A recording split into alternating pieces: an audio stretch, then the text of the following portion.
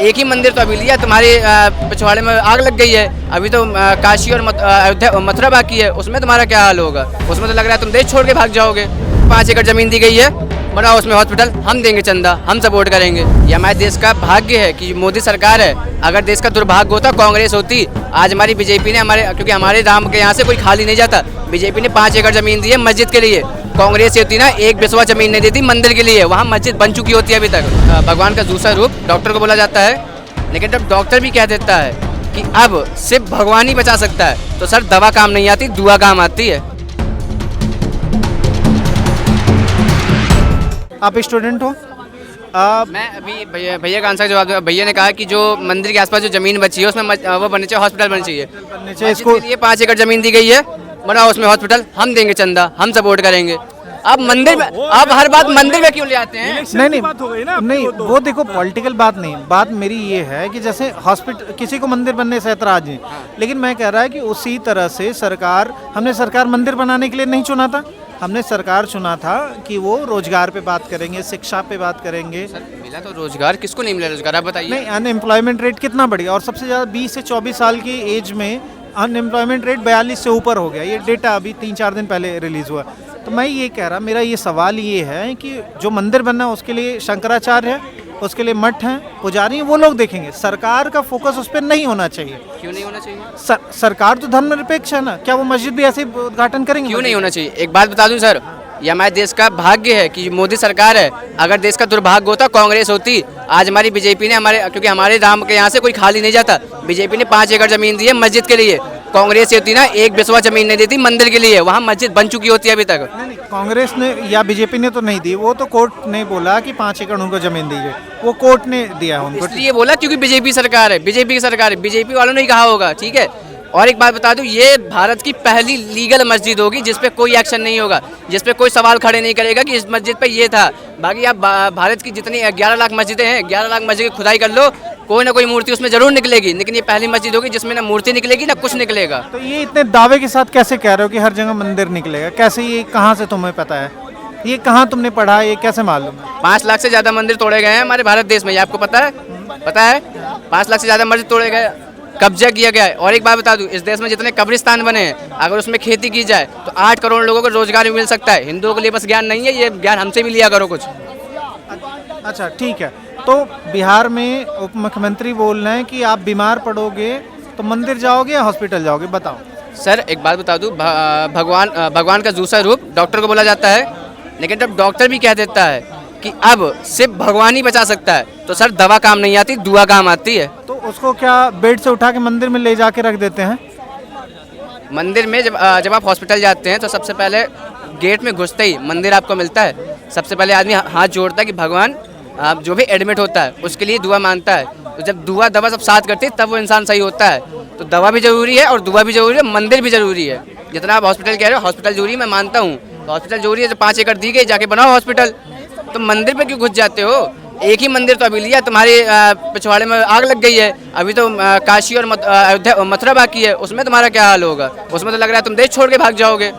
नहीं, वो तो सुप्रीम कोर्ट है, देश के न्यायिक संस्था हैं, वो देखेंगे क्या होगा क्या नहीं होगा, उस पर ना बात करें। मेरा ये सिर्फ पूछना है कि सिर्फ ये वोट बैंक के लिए जानबूझ के प्राण प्रतिष्ठा करें। मंदिर अभी बना नहीं है, अभी आधा अधूरा मंदिर है, प्राण प्रतिष्ठा लेकिन हो रही, शंकराचार्य नहीं जा रहा है, तो सिर्फ वोट हासिल करने के लिए ऐसा हो रहा है क्या? सर मैं एक बात बता दूं, मैं ब्राह्मण परिवार से ताल्लुकात रखता हूं। मेरे भैया भी पंडिताई पूजा पाठ करवाते हैं, उनसे भी मैंने पूछा था। मैंने कहा भैया ये बताइए 22 तारीख को क्यों हो रहा है? तो उन्होंने मुझे एक मुहूर्त बताया था, मुझे उस मुहूर्त का नाम नहीं आ रहा है, मैं खुद बोल रहा हूँ। 22 तारीख को एक मुहूर्त है, एक टाइम पे, उस टाइम पे अगर प्राण प्रतिष्ठा हो जाएगी तो वो ज़्यादा उसमें शुभ मुहूर्त होता है। शुभ मुहूर्त बहुत मुश्किल में एक बार बनता है, तो उस शुभ मुहूर्त में प्राण प्रतिष्ठा हो रही है। तो शुभ मुहूर्त सिर्फ 22 तारीख को है या साल में कभी दूसरा शुभ मुहूर्त नहीं आएगा या अगले साल नहीं आएगा? सिर्फ 22 तारीख को ही है? इलेक्शन से पहले ही शुभ मुहूर्त है क्या? सर एक बात बताइए, आपकी शादी होती है, पंडित भी आपसे कहता है ना कि सर इस दिन शुभ मुहूर्त है कि आप इस दिन शादी कर लीजिए। पंडित आपसे ये तो कहेगा नहीं सर आप इस दिन मुहूर्त है, आप 2 दिन बाद शादी कीजिए, ऐसा तो आपसे कहेगा नहीं। जिस दिन मुहूर्त होगा उसी दिन आप भी शादी करेंगे, उस दिन पंडित भी शादी करवाने के लिए आपसे बोलेगा। तो पंडितों ने जब बोला होगा कि इस दिन अच्छा मुहूर्त है, शुभ मुहूर्त है, तो उसे दिन ही प्राण प्रतिष्ठा। इलेक्शन तो सर मई में, और अभी प्राण प्रतिष्ठा 22 तारीख को हो रही है, अभी 4 महीने का। अगर अगर ये चुनाव को देख के करते होते तो शायद 25 मई के बाद चुनाव है, बीजेपी मई में करवाती, फिर प्राण प्रतिष्ठा का जो कार्यक्रम है मई में करवाती, वो जनवरी में क्यों करवाती?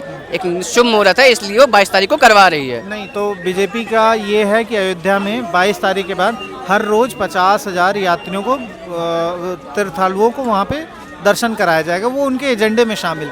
तो कहीं ना कहीं तो लग ही रहा है ना कि वो पॉलिटिकल माइलेज हासिल करने के लिए ऐसा कर रहा है। सर 50,000 दर्शन नहीं करवाया जाएगा, एक बार आप सही से देखिएगा।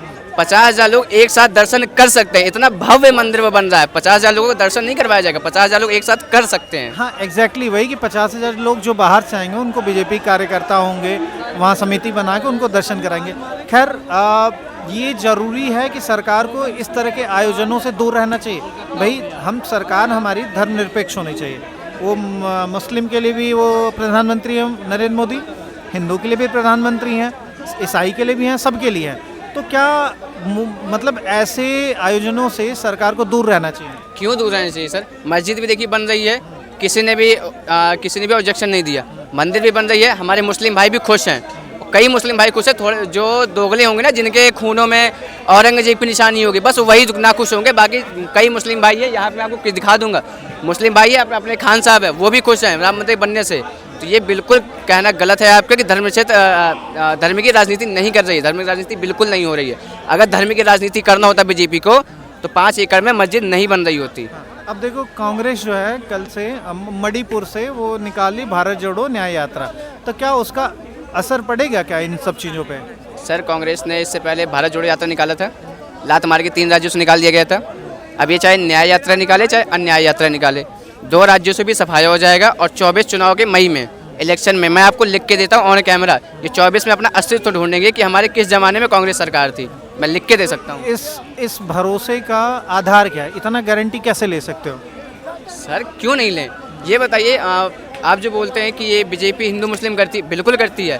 बीजेपी हिंदू के लिए भी सोचती है, बीजेपी मुस्लिमों के लिए भी सोचती है, लेकिन कांग्रेस ने सिर्फ मुस्लिमों के लिए सोचा है।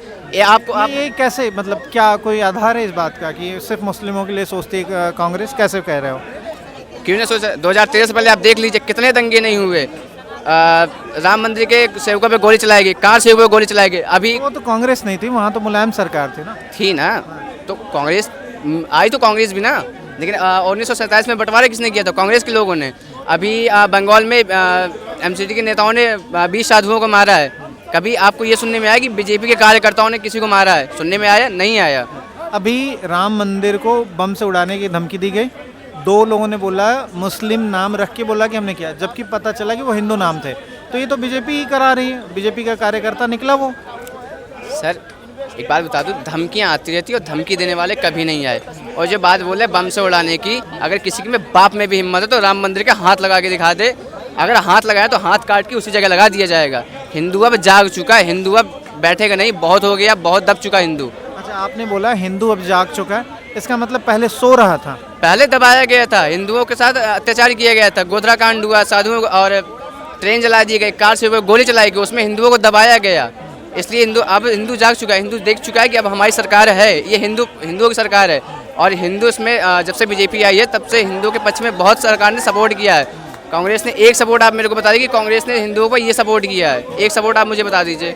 नहीं देखो, ये राजनीति से इतर बात ये है कि मंदिर बनना ठीक काम हो रहा है। बिल्कुल ठीक काम है। 500 साल बाद हमारे आराध्य आ रहे हैं, क्यों ठीक काम नहीं होगा?